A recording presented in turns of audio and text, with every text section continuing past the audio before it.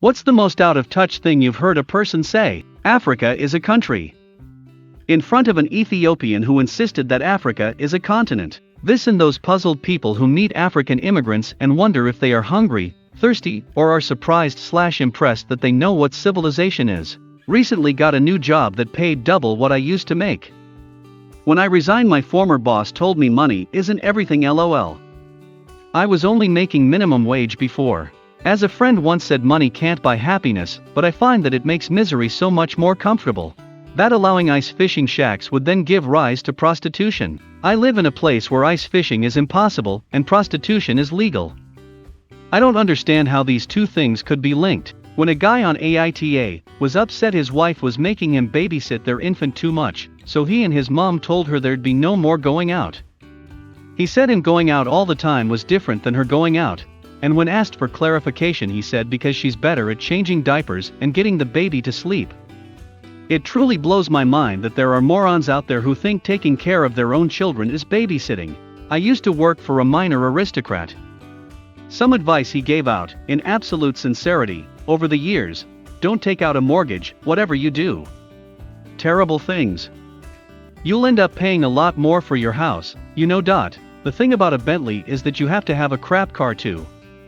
I mean, there are times when a Bentley just isn't appropriate and what you need is a crap car. Crap car later turned out to be an expensive Alfa Romeo, and a Bentley to be several Bentleys, recommending the Ritz in London as a place for regular after-work drinks.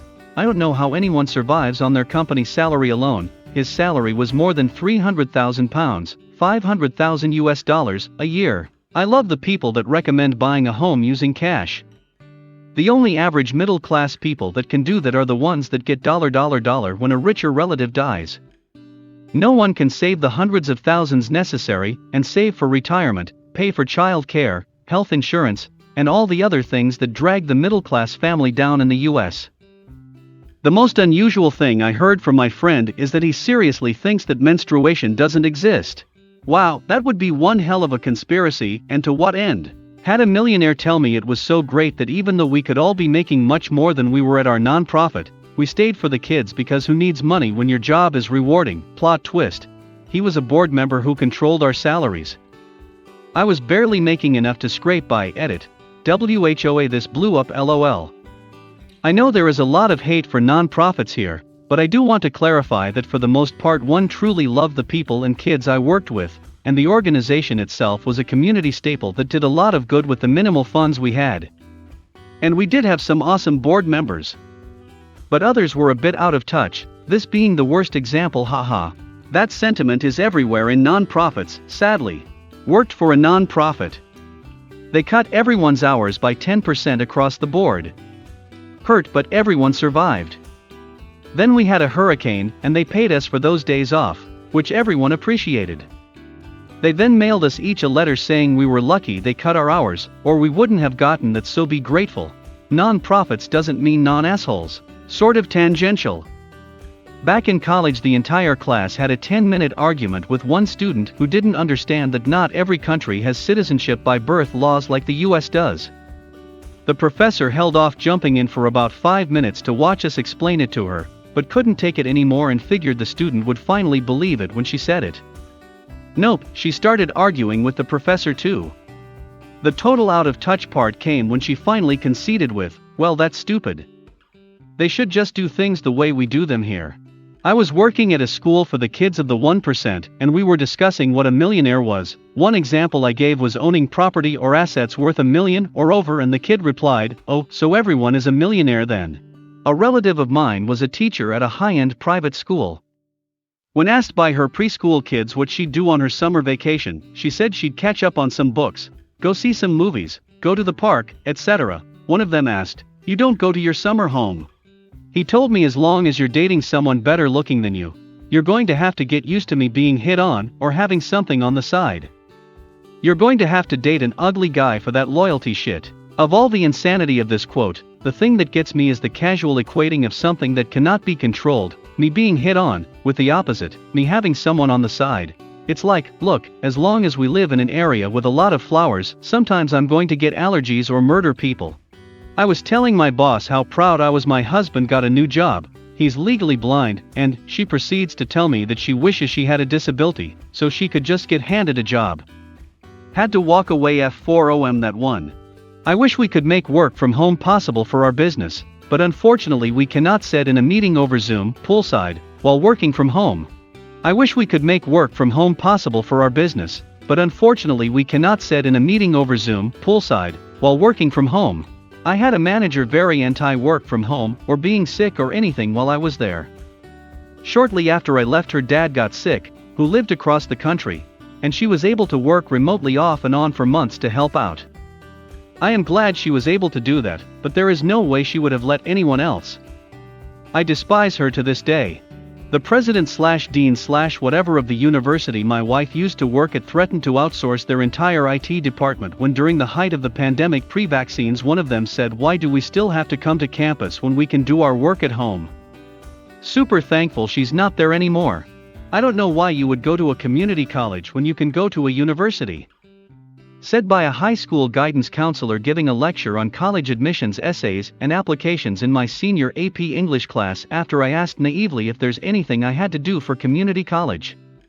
Turns out I had other classmates in the same boat who wanted to know too, but felt too embarrassed to ask. Anyways, I went to community college to get my prerequisites out of the way and got my associate's degree. Then transferred into university for a competitive nursing program. I saved money from those first 2 years in community college, didn't get a loan until I got into uni. Fuck that guidance counselor. Such bad advice.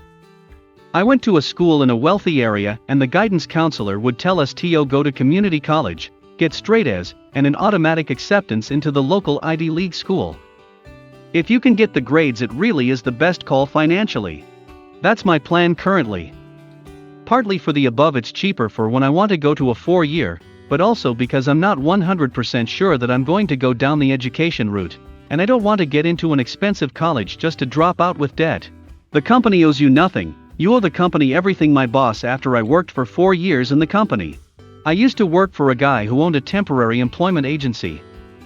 I once watched him berate his two $7 an hour receptionists, because his monthly income from the business had dropped from $40,000 to $25,000. And they had nothing whatsoever to do with how much money the business made. They were fucking receptionists. Temp agencies are the worst. They benefit the companies they work with and themselves. The employees get fucked by both. It's embarrassing when people don't realize how embarrassed they should be. Hope you find better.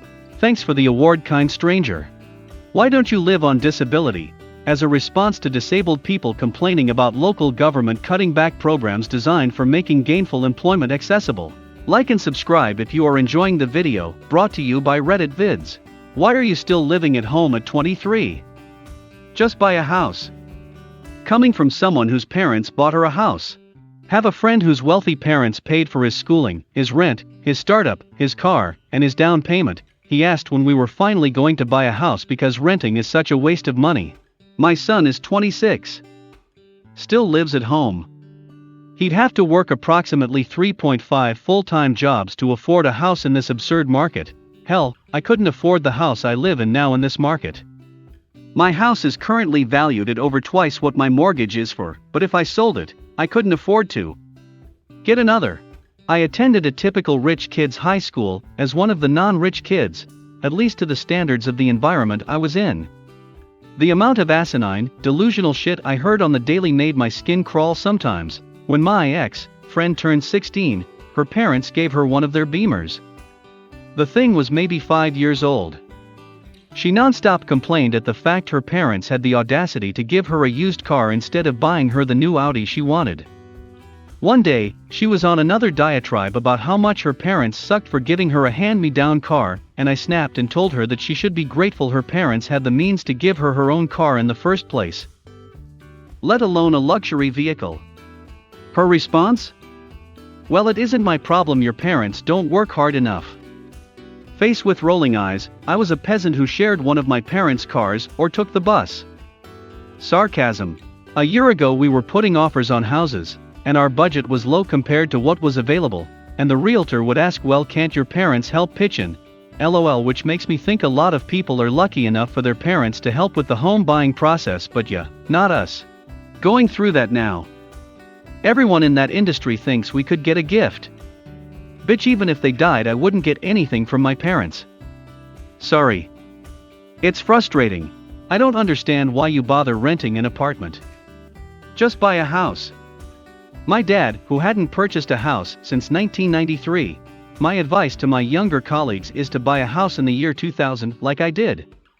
They don't seem to appreciate it. Kids these days, edit. Also more free advice by Apple stock in the 1980s. Trust me on this. I bought my house in 2016 in Western PA before housing prices started skyrocketing here.